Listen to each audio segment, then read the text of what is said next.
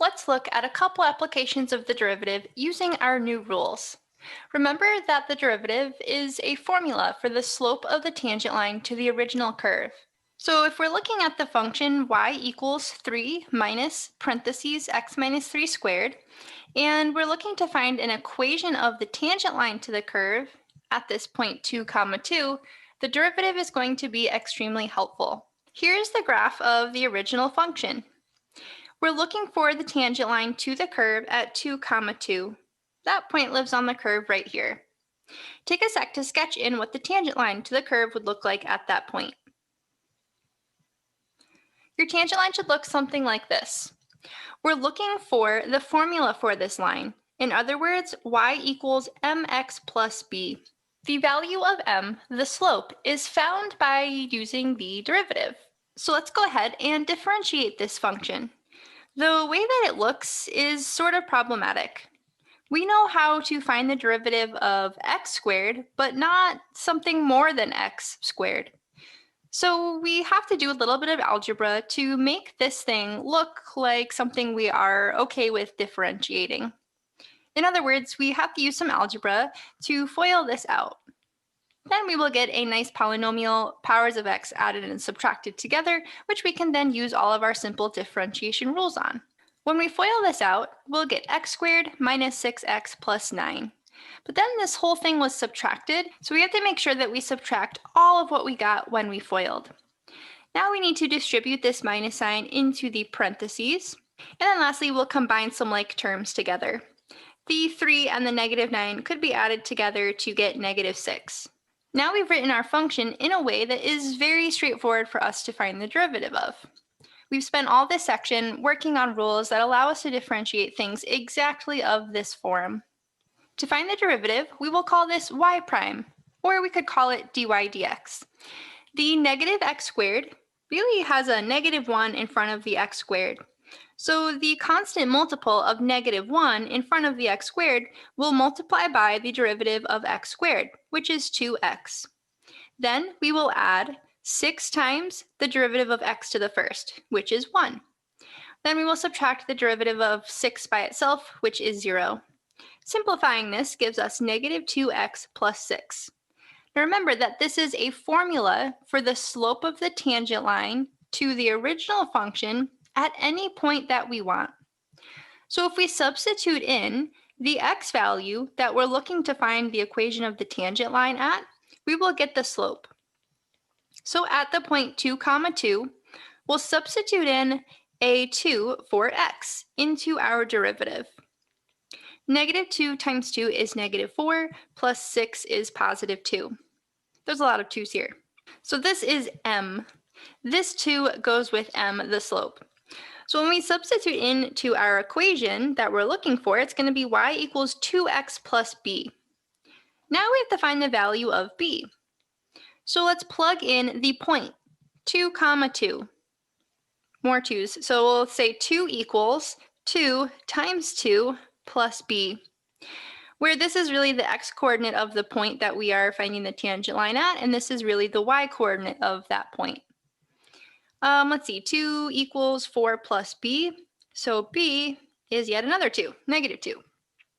So putting that together, that tells us that the equation of our tangent line is actually y equals 2x minus 2, and this is what we are looking for. We should always verify our work by graphing things, either in a calculator or online. I have a graph here of the original function in black, and then the equation of the tangent line that we found. We can see that this is a really good tangent line. Right at the point 2 comma 2, it touches the curve, and it has just the right slope. So that was part A. In part B of this question, we want to find where the tangent line to the curve is horizontal. Here we are actually looking for an x value. The where means where on the graph. So at what x point or at what coordinate does this curve have a horizontal tangent line? We only know one thing about lines that are horizontal. They have a slope that is equal to 0. So in this case, we know the slope and we want to find the x value. Whereas in part A, we knew the x value, and we needed to find the slope m, and then use that slope to find the equation of the line. So when the slope is 0, that means that the derivative is equal to 0. So we want to find the x values that make the formula for the derivative equal to 0. In other words, we will take the formula for the derivative, which was negative 2x plus 6, and we're going to set that equal to 0 and solve for x. We can subtract 6 from both sides and then divide by negative 2, and that will give us x equals 3. Let's just check with our graph to make sure that that makes sense. If we look at x equals 3, the point on the curve is right here. And actually, that is where the curve has a tangent line that would look like horizontal. We didn't get any other x values that would make the tangent line horizontal or the slope equal to 0, and that also makes sense. This is a parabola. There's no other point where it turns around, and it might have another place here where the tangent line is horizontal. There's only one in the shape of a parabola. In this example, we have a function that models a real-life situation. Here we have a tank that holds 60 gallons of oil, which can be drained from the bottom in 10 hours. The volume of oil that remains in the tank after t hours is given by this formula. V of t equals 60 times 1 minus 1/5 t plus 1/100th t squared. We're going to find v and v prime for t equals 0, 5, and 10. And then we will interpret what our results mean. Pause this video and find the derivative of the function v of t. You may or may not have distributed the 60 into the parentheses before taking the derivative. Either way is fine. If you don't, you can think of the 60 as a constant multiple, multiplied by some things with variables in them. When you think of it that way, you can just multiply the derivative of the variable stuff by the 60. So I left the 60 out in the front, and then I found the derivative of the things in the parentheses, which was 0 minus 1/5 times 1 plus 1/100th times 2t. Simplifying gives us 60 times negative 1/5 plus 1/50th times t. Pause this video again and find the values of v and v prime for t equals 0, 5, and 10. When you plug t equals 0 into v of t, you should get 60. Here's a graph of the function on the right. We can see that that is on the graph as well. When t equals 0, the volume is 60 gallons. That also makes sense with the description of the situation. The tank holds 60 gallons of oil. Make sure to include units in our answers too. So in v of 0, we should say that that equals 60 gallons.